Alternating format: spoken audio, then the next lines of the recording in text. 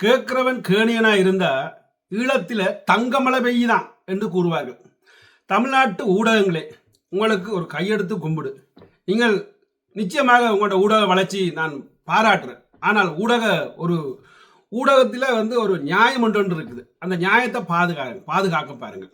அதாவது இப்ப பாத்தீங்கன்னா ராமநாதன் அர்ச்சுனா டாக்டர், அதாவது கௌரவ பாராளுமன்ற உறுப்பினர், ஈழத்தில் இருந்து தமிழ்நாட்டுக்கு வந்திருக்கிறார். ஓடி ஓடி போய் வீடியோக்களை நீங்கள் எடுக்கிறீர்கள், அவர்கிட்ட கேள்விகளை கேட்கிறீர்கள், அவருக்கு சாதகமான கேள்விகளை கேட்கிறீர்கள். அதாவது இதுக்கு முதல் ஈழத்திலிருந்து எத்தனை கட்சிக்காரர், அது எத்தனை பேர் வந்தார்கள் பாராளுமன்ற உறுப்பினர்கள், ஏன் அவர்களிடம் இருந்து நீங்கள் இவ்வளவு ஆர்வம் காட்டவில்லை? அதாவது ஏற்கனவே வந்த பாராளுமன்ற உறுப்பினர்கள் எல்லா கட்சிக்காரரையும் சந்திச்சு எல்லாரோடையும் ஆரோக்கியமாக கதைச்சு எல்லாரையும் ஒற்றுமையாக்கி போட்டு போனார். ஆனால் இப்ப வந்த கௌரவ பாராளுமன்ற உறுப்பினர் டாக்டர் அர்ச்சுனா அவர்கள் என்ன செய்கிறார் என்றால், உங்க உள்ள கட்சிகளை மீண்டும் பிரிக்க முயற்சி செய்கின்றார். அதாவது இன்றைக்கு நான் ஒரு வீடியோ ஒன்று பார்த்தேன்.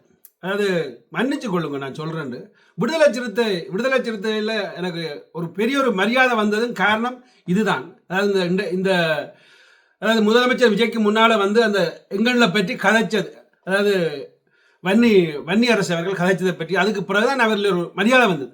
அந்த மே 18 நினைவேந்தல்ல இவர், உங்களுக்கே தெரியும், மைக்கு கிடைச்சா இவர் விளம்பர பிரியர், மைக்கு கிடைச்சா கதைப்பர். சரி கதைங்கப்பா, நான் வேண்டான்னு சொல்லி இல்லை, அதுக்கு நீங்க கதைக்க வேண்டியதை கதைங்க. அதுலேயும் நாம் தமிழர் கட்சி, அந்த மேடையிலும் நாம் தமிழர் கட்சியை குறிவைத்து தாக்கிய இந்த ராமநாதன் அர்ச்சுனா என்பவர். அதாவது நான் ஒன்று இவருக்கு சொல்லிக் கொள்றேன், நீங்கள் எதையும் கதைங்க, உங்களோட சுயநலத்துக்காக நீங்கள் தனி மனிதனை, நீங்க அரசியலை விட்டு தனி மனிதனா போய் நின்று கதைங்க. நீங்க இப்ப எங்களுக்கு என்ற ஒரு ஆள், அதாவது ஈழத்தமிழர் உங்களை வாக்கு போட்டு உங்களை கொண்டு அங்க பாராளுமன்றத்தில் சேர்த்திருக்கிறார்கள். அப்ப அதுக்கேற்ற மாதிரி நீங்கள் ஒரு கதைக்கும் பொழுது ஒரு பாதுகாப்பாக கதைக்க வேண்டும். அதாவது அடக்க ஒடுக்கம் இருக்க வேண்டும். அது இல்லை உங்கள்கிட்ட. அதாவது நீங்கள் கதைப்பதெல்லாம் ஒரு கேவலமான அரசியல். அதாவது அந்த மேடையில எதற்காக நாம் தமிழர் கட்சியை திருப்பியும் குற்றம் சாட்டுவாங்க, எதற்காக நாம் தமிழர் கட்சியை முற்றாக அழிக்க இவர் ஆசைப்படுகின்றார். ஸோ இதுல இருந்தே உங்களுக்கு தெரியும். அதாவது இவர் சொல்ற குற்றச்சாட்டு என்னன்னு பார்த்தோம்னா, அதாவது ஈழத்தமிழர்களை வச்சு சீமான் அவர்கள் அரசியல் நடத்துறாங்க. இவர் நிற்கிற மேடை விடுதலை சிறுத்தைகளின் மேடை, தலைவர் திருமாவளவன் அவர் என்ன செய்தார்? அவர் ஈழத்தமிழர்களை வச்சு அரசியல் செய்யவில்லையா? மன்னித்துக் கொள்ளுங்கள், அவர் செய்யவில்லையா? அவர் ராஜபக்சாட்டு போய் பொட்டி வாங்கவில்லையா? அவர் என்ன செய்யவில்லை? ஸோ எல்லாம் செய்து இப்பதான் திருப்பி அவர் தன் அரசியலை மீண்டும் துவங்கி இருக்கிறார். அதாவது இந்த கருத்து என்னால் ஏற்றுக்கொள்ள முடியாது. அதாவது அங்க உள்ள எல்லா கட்சிகளும் ஈழத்தமிழர்களை வச்சு அரசியல் பிளப்பு செய்தவர்கள், அதை சொன்னா நான் ஏற்றுக்கொள்வேன். ஆனால் தனியே நாம் தமிழர் கட்சியால் அங்க அரசியல் செய்தது அது ஒரு பொய்யான வாதம். என்ன, நாம் தமிழர் கட்சி எல்லாத்தையும் அதிகமாக செய்கிறது மற்ற கட்சிகளுக்கு பிடிப்பில்லை. அதாவது மாவீர தினமாக இருந்தாலும் அது பிரமாண்டமாக இருக்கும், அல்லாட்டி நினைவேந்தலா என்ன இருந்தாலும் அது பிரமாண்டமாக இருக்கும். அந்த பிரமாண்டம் விடுதலை சிறுத்தைகளுக்கு பிடிப்பில்லை.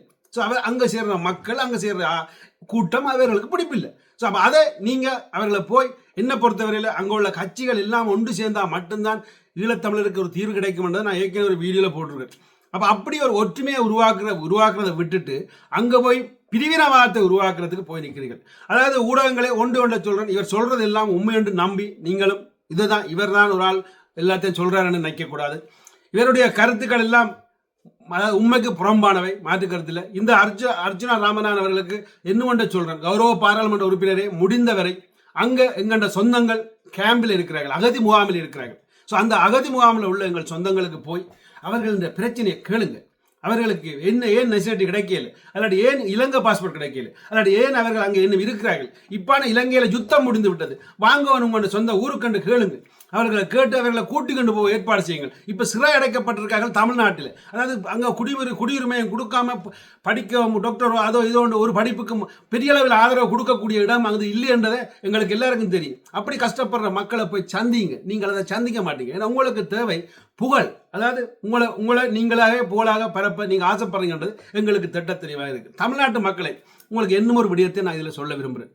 அதாவது விஜய் அவர்கள், உங்களுக்கே தெரியும், முதலமைச்சர் விஜய் அவர்களை சந்திக்க போறது இவர் பைத்தியக்காரத்தனமாக நடிப்பதற்கு காரணமும் உங்கொண்ட மனதில் இடம் பிடிக்க மட்டும்தான் வழிய, மற்றும்படி அவருக்கும் விஜய்க்கும் எந்த வகையிலையும் சம்பந்தம் இல்லை. அவருக்கு தனிய சுயநலம் தான் அதுக்கு இருக்குன்றதை திட்ட தெளிவாக தெரியுது. அதாவது இதுக்கு என்ன காரணம் என்றா, இது ஒரு அரசியல் சதுரங்கம். அதாவது எப்படி பார்த்தோம்னா, இப்ப விஜய் அவர்களை சந்தித்தால் எங்கண்ட நாட்டில் உள்ள விஜய் ரசிகர்கள் இவருக்கு வாக்குகள் செலுத்துவார்கள். இவர் விஜயை சந்திச்சார் என்று அங்கே அடுத்த யூடியூபர்கள் வந்து கீழே நிற்பார்கள். அதாவது நீங்க விஜய் சந்திச்சிங்களே, என்ன சொன்னாரு, அப்படி சொன்னாரா இப்படி சொன்னாரா என்று முதலமைச்சரை சந்திச்சதை பற்றி அங்க உள்ள யூடியூபர்கள் இனி அடுத்த பிரமாண்டம், ஐயோ அதையே நீ இந்த கண்ணால் பார்க்க போனது தெரியல.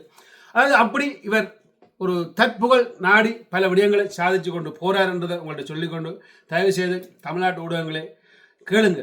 ஏன் புலம்பெயர்ந்த மக்கள் எதிர்க்கிறார்கள் உங்களை? ஏன் ஈழத்தில் உள்ள சில மக்கள் எதிர்க்கிறார்கள் உங்களை? ஏன் ஊடகங்களில் இப்படியான விடயங்களை, அதாவது யூடியூப்பில் ஈழத்தமிழர்கள் இப்படியான வீடியோக்களை உங்களை பற்றி எதிராக போடுறார்கள் என்றதையும் கேளுங்க. கேளுங்க கேளுங்க கேளுங்க. அதாவது எனக்கு உண்மையாக சொல்ல போனால் இவரை நான் விழுத்தோணுமோ இல்லை இவரை நான் எதையும் செய்யணும்னு எனக்கு நோக்கம் இல்லை. ஏன் இவர் அந்த நாம் தமிழர் கட்சியை குறிவைக்கிறார் என்ற என்னுடைய கேள்வியில், அதாவது உலக தமிழர்களுடைய கேள்வி. இதுக்கு ஒரு விடை இருந்தால் பதில் போடுங்கள். மக்களே, உங்களோட கருத்துக்களை மறக்காமல் எழுதுங்க. நன்றி, வணக்கம். முடிஞ்சவரை உங்களோட ஆரோக்கியமான கருத்தை எதிர்பார்க்கிறேன்.